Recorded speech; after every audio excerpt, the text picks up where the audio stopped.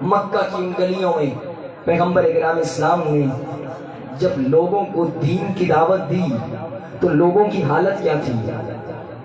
360 بتوں کی عبادت کرتے تھے۔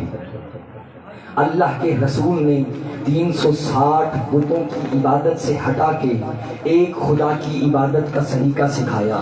وہ جو اپنی محفلوں کو اشعار سے بھرا کرتے تھے انہیں دنیاوی اشعاروں سے ہٹا کے قرآن کی تلاوت کا عاشق بنایا۔ وہ جو بیٹیوں کو زندہ درگور کر دیتے تھے اور بیٹیوں کو زحمت سمجھتے تھے انہیں بتایا کہ بیٹی ہو فاطمہ جیسی، باپ ہو محمد مصطفیٰ جیسا، جب بیٹی آتی ہے باپ استقبال کے لیے کھڑا ہو جاتا ہے۔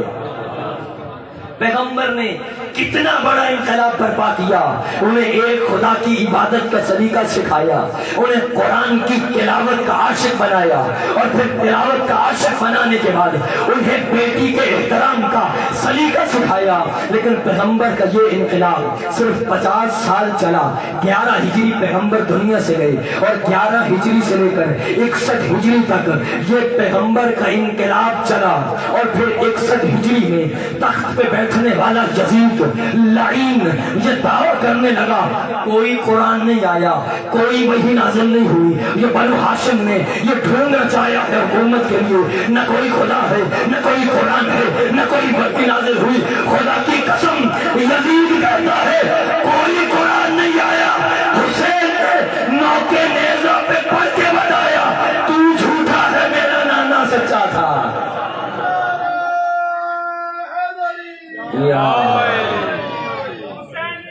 زندہ باد، زندہ باد، مردہ آباد، مردہ آباد۔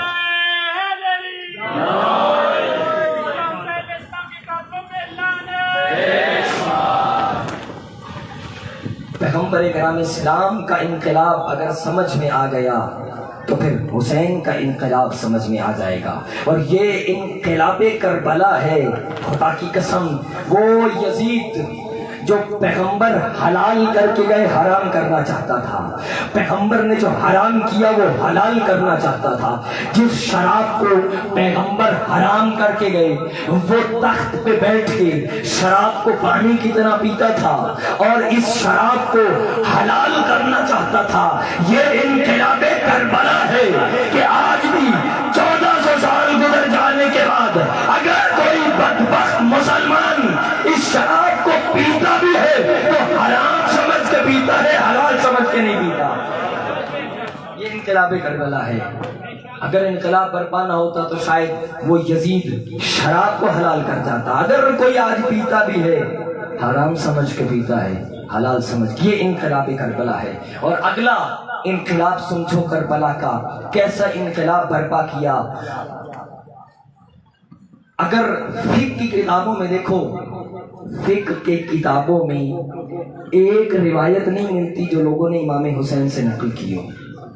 پیغمبر کے جانے کے بعد لوگوں کو اتنا آل محمد سے دور کیا گیا، اتنا دور کیا گیا، فقہ کی کتابوں میں خدا کی قسم ایک روایت نہیں ہے جو امام حسین سے لوگوں نے نقل کی ہو۔ فقہ کے باب میں خدا کی قسم یہ انقلاب کربلا ہے کہ کربلا سے پہلے پیغمبر کے جانے کے بعد ایک حدیث نقل کرنے والا کوئی نہیں، اور انقلاب کربلا یہ ہے کہ کربلا کے انقلاب کے بعد ایک وقت میں 4000 لوگ جعفر صادق سے حدیثیں نقل کرتے تھے۔ یہ انقلاب کربلا ہے۔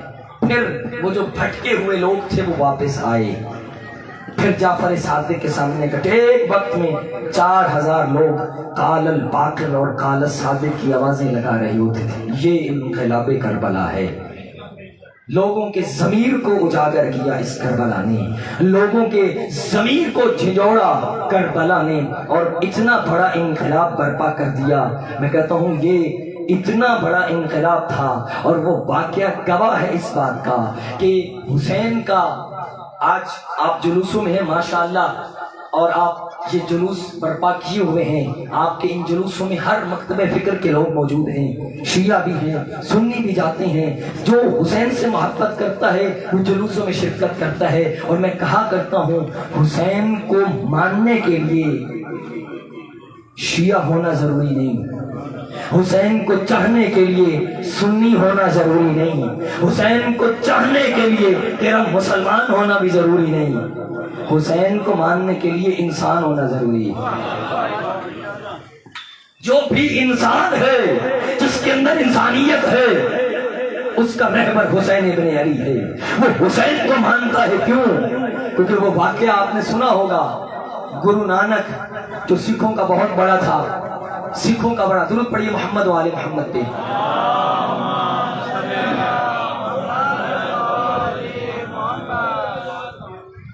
گرو نانک، توجہ میری طرف رکھیے گا، نعرہ تکبیر، اللہ اکبر، نعرہ رسالت، نعرہ حیدری، حسینیت، حسینیت، یزیدیت، مرد آباد، یزیدیت، آواز بلند تر صلوات، ہماری دستگاہ، کربلا کربلا ہماری دستگاہ، کربلا کربلا۔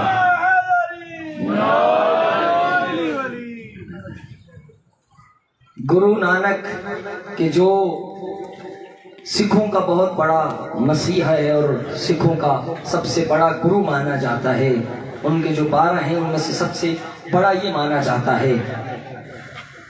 جب بھی محرم کے ایام آتے تھے سوگ کا لباس پہنتا تھا، ٹھنڈا پانی پینا چھوڑ دیتا تھا، یہ لکھا ہے واقعہ اس کی تاریخ میں، اور وہ سائے پہ بیٹھنا چھوڑ دیتا تھا، ہمیشہ دھوپ میں بیٹھتا تھا۔ جب اس کے چاہنے والوں نے پوچھا بتا تو صحیح تو یہ ان ایام میں سوگ کیوں مناتا ہے؟ کہا کہ میں حسین کو مانتا ہوں۔ پوچھا کون حسین ہے جس کی ایام تم منا رہے ہو؟ کہا مسلمانوں کے نبی کا نواسا ہے۔ توجہ رکھیے گا، میں دعوت فکر دے رہا ہوں اپنے مسلمان بھائیوں کو، ہے مسلمان نہیں، سکھ ہے لیکن حسین کو مانتا ہے، حسین کے ایام مناتا ہے۔ پوچھا کون ہے جس کے ایام مناتے ہو؟ کہا مسلمانوں کے نبی کا نواسا ہے، مسلمانوں کے نبی کی بیٹی کا بیٹا ہے۔ وہ جو اس کا ماننے والا تھا اس نے کہا بھائی تم حسین کو مانتے کیوں ہو؟ ہم کیوں حسین کے ایام منائیں؟ منائے تو مسلمان منائے کہ جن کے نبی کا نواسا ہے۔ ہم نے اس نبی کا کلمہ پڑھا نہیں، ہم نے اس کو مانا نہیں، تو پھر حسین کے ایام کیوں منائیں؟ تو یہ جملہ کہا نا، گرو نانک نے کہا آ میں تجھے سمجھاتا ہوں حسین کون ہے۔ جب اسے بلایا اور آ کر بتایا آ میں تجھے بتاتا ہوں حسین کون ہے۔ پوچھا میں تیرا کیا لگتا ہوں؟ کہ تو میرا پیر ہے، تو میرا مرشد ہے، تو میرا ولی ہے۔ پوچھا میرے لیے کیا کر سکتا ہے؟ کہ تیرے اوپر جان قربان کروں گا، مال قربان کروں گا، اپنی زندگی تیرے اوپر قربان کر دوں گا۔ ابھی گرو نانک پوچھ رہے تھے کہ میں سب کچھ قربان کر سکتا ہوں، پھر اگلا جملہ کہا اگر میں تیرا پیر ہوتے ہوئے تجھے حکم دوں جا گھر جا بیٹی سے نکاح کر،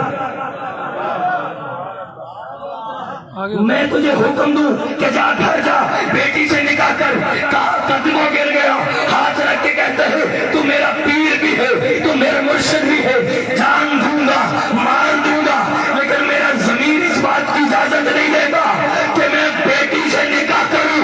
ضمیر کا نام آیا، گرو نانک نے کہا اسی ضمیر کا نام حسین ہے۔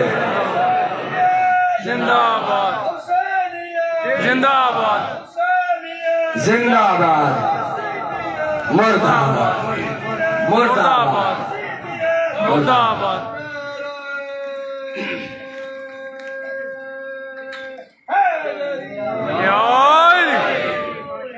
اسی ضمیر کا نام حسین ابن علی ہے، کیونکہ حسین نے اس ضمیر کو اجاگر کیا کہ ماننے کے لیے مسلمان ہونا بھی ضروری نہیں، کیونکہ یہ بیٹی کے ساتھ نکاح کرنا اور جو اللہ نے حرام قرار دیا اسے حلال کرنا، یہ تو اقدار انسانی کو پامال کر رہا تھا۔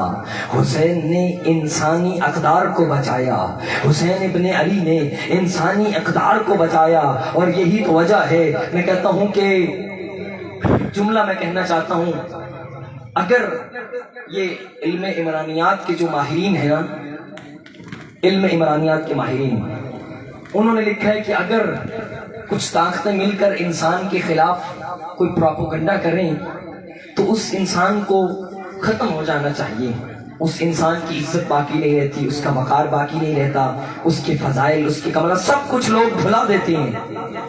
سب سے پہلے پاور آف دی اکانومک، اگر کسی کے خلاف اقتصاد اور پیسے کی طاقت استعمال کی جائے وہ بندہ ختم ہو جاتا ہے۔ لوگوں کو خریدو، خرید کے اس بندے کے خلاف لگا دو، ہر بندہ پیسے لے کے اس کے خلاف بولے گا تو جو پیسہ کسی کے خلاف استعمال کیا جائے وہ بندہ ختم ہو جاتا ہے۔